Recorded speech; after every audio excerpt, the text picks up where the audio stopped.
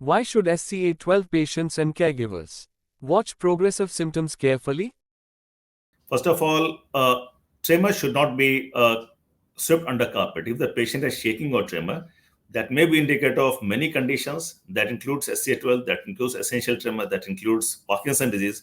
So it's not to blame that you're old, you're getting old, that's why you're shaking. You're anxious, that's why you're shaking.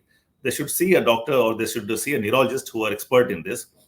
When the tremor appears, we also have to see that is it only tremor or is it voice tremor also? Is it only hand tremor or is it voice tremor?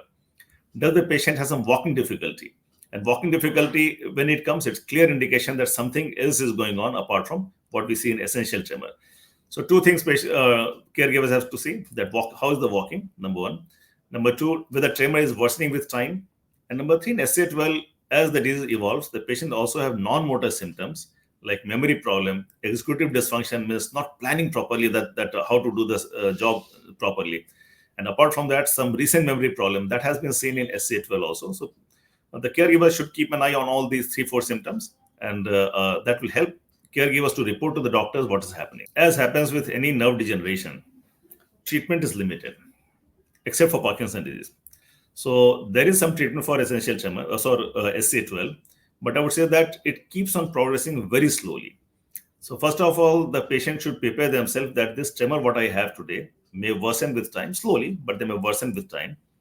I might have some balance difficulty in due course of time. That may take years altogether, sometimes decades. That can worsen with time. And most importantly, fall can come up. So we suggest to plan life. I suggest to plan life accordingly. That say after 10, 15 years time, when the symptoms start, they don't have to do fine motor job. Fine motor job will be difficult. So delegate signature or fine motor job to other people of the business or job. So that's one.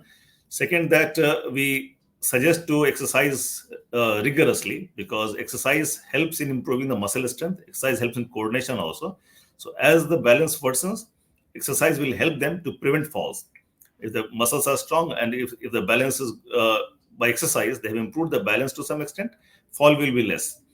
Finally, when the disease comes to the extent that fall is imminent or balance is really poor, then we suggest patient and family members that one thing that can suddenly worsen the symptoms are fall.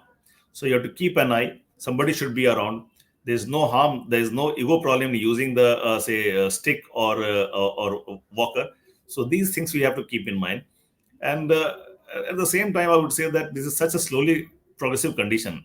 Suppose a patient is 50, they start having SCA12-like symptoms. It takes 15-20 years time to really to cripple them or to be really significant.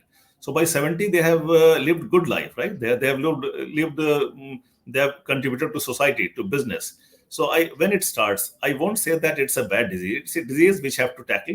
We have to continue working in the way you are, but just plan for the future in a way that is more practical when the time comes.